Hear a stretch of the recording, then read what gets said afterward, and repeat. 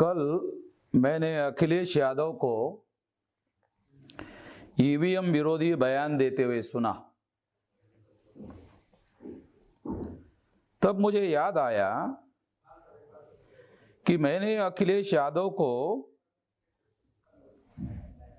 सलाह दिया था जब मेरी मुलाकात अखिलेश यादव से हुई थी।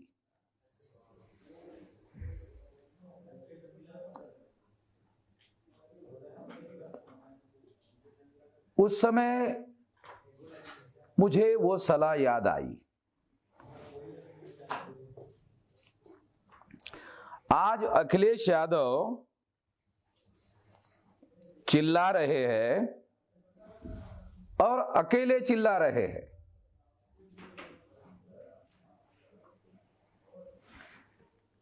कोई ईवीएम विरोधी लड़ाई लड़ने वाले लोग उनके साथ में नहीं है।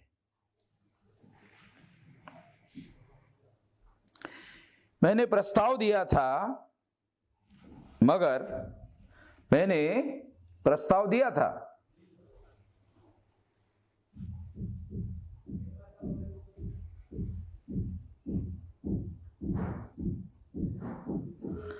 मगर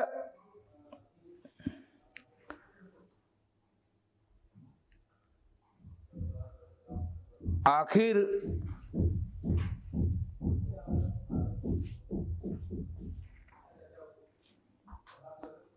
मैंने प्रस्ताव दिया था, मगर अखिलेश के मुस्लिम सलाहकारों ने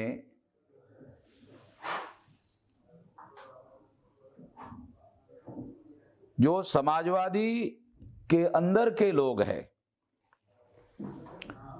और बाहर के लोग हैं, उन्होंने हमारे गठबंधन को सैबोटेज करने का, तोड़फोड़ करने का काम किया। गठबंधन होने नहीं दिया।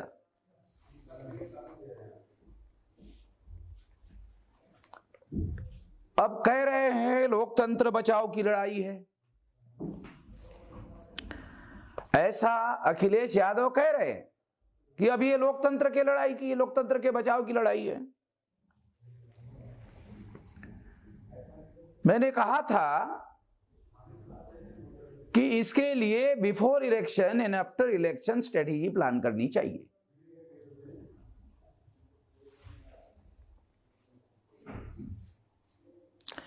मगर मेरी बात को, यानी गठबंधन को सैबोटेज किया गया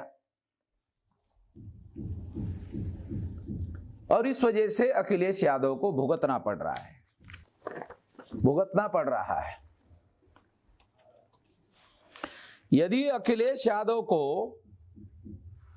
इस संकट की घड़ी में मेरा साथ चाहिए,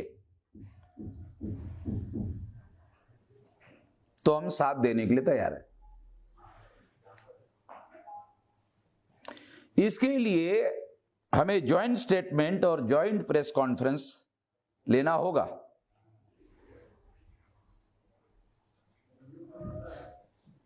जो पहले तय हुआ था,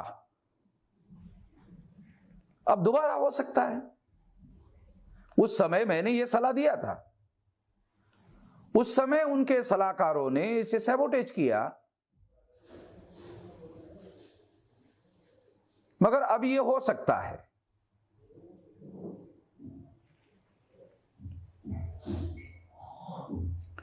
मगर मैं ये बात उनके मर्जी पर छोड़ देता हूं।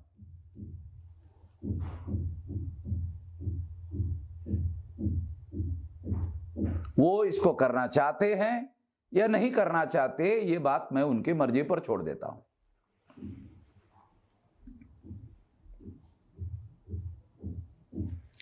मैंने पहले ही ईवीएम के विरोध में 8 तारीख को देशव्यापी, भारतव्यापी बंद घोषित कर दिया है। यानी हमारी लड़ाई जारी है, हमारी जंग जारी है। सुप्रीम कोर्ट में भी हमारी लड़ाई जारी है, उत्तर प्रदेश में भी हमारी लड़ाई जारी है। और ये लड़ाई जब तक समाप्त नहीं होती, जब तक ये ईवीएम का घोटाला समाप्त नहीं होता, तब तक हमारी ये जंग जारी रहेगी। मैं पहले से जानता था कि प्रधानमंत्री ये बयान दे रहे हैं कि चुनाव के बाद ये लोग ईवीएम का मुद्दा उठाएंगे। अमित शाह ने यह बयान दिया, प्रधानमंत्री के कैबिनेट मिनिस्टरों ने बयान दिया, मुख्यमंत्री ने बयान दिया, डिप्टी सीएम ने बयान दिया, बीजेपी के नेशनल प्रेसिडेंट ने बयान दिया। तभी मैं समझ गया था कि उत्तर प्रदेश में ईवीएम का घोटाला होने वाला है, क्योंकि मैं सबसे ज्यादा ईवीएम के बारे में, मेरे से ज्यादा कोई जानता नहीं है। और जब मैंने एग्जिट पोल के रिजल्ट को देखा, टीवी पर देखा, एग्जिट पोल के रिजल्ट को टीवी पर देखा, देखने के बाद मैं 200% कंफर्म हो गया कि ईवीएम में घोटाला होने वाला है। मेरी ये राय क्यों बनी? क्योंकि घोटाला होने के पहले जनता की बीजेपी जीत रही है, ये राय बनाना जरूरी है। और ये राय बनाने के लिए लगभग सभी मीडिया के लोगों ने बीजेपी को जीतते हुए दिखाया। किसी ने कम सीटें और किसी ने ज्यादा सीटें, मगर किसी ने भी बीजेपी हार रही है ये नहीं दिखाया। इवन एनडीटीवी ने भी नहीं दिखाया। जो एनडीटीवी के लोग ये कहते हैं कि वो निष्पक्ष है, मगर मुझे ये जानकारी मिली कि उत्तर प्रदेश के चुनाव में मीडिया को मैनेजमेंट करने के लिए बीजेपी ने 20,000 करोड़ रुपया खर्चा किया। और इन लोगों की जो खबरें, स्टेटमेंट छपकर आते थे, वो सारे के सारे पेड न्यूज थे। मैं ये उसी समय समझ रहा था। तो देश में मीडिया के लोग, नेशनल मीडिया के लोग संविधान और लोकतंत्र के विरोध में देशद्रोह का काम कर रहे हैं। इन लोगों का भी बंदोबस्त करना होगा और आने वाले समय में इन लोगों का बंदोबस्त करने के लिए भी मैं राष्ट्रव्यापी आंदोलन शुरू करने का ऐलान करता हूं। ये करना होगा किसी न किसी को। मैं जानता हूं इसमें अखिलेश यादव सामने आने वाले नहीं है, मगर चूंकि संविधान और लोकतंत्र को बचाने का मामला है और हम जंगे मैदान में है, तो ये लड़ाई हम लोग पूरे ताकत से, पूरे शक्ति से लड़ेंगे।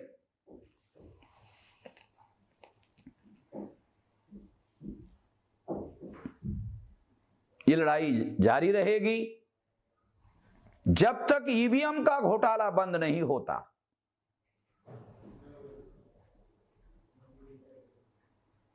और पेपर ट्रेल की रिकाउंटिंग नहीं होती। मैचिंग करने का जो जजमेंट दिया गया,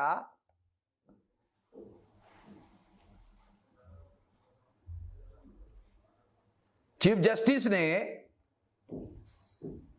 जिस चीफ जस्टिस ने यह फैसला दिया, रंजन गोगोई ने, उसके खिलाफ एक औरत के चरित्र हनन का मामला प्लानिंग बनाकर खड़ा किया गया और वो निर्णय षड्यंत्र के तहत दिया गया था। ये मैं जानता हूं, सारे सबूत है। इसलिए मैं ये भी जानता हूं कि मैचिंग से फ्री, फेयर एंड ट्रांसपेरेंट चुनाव नहीं हो सकता। केवल रिकाउंटिंग करने के आदेश से और उसके अमल से फ्री, फेयर एंड ट्रांसपेरेंट चुनाव हो सकता है।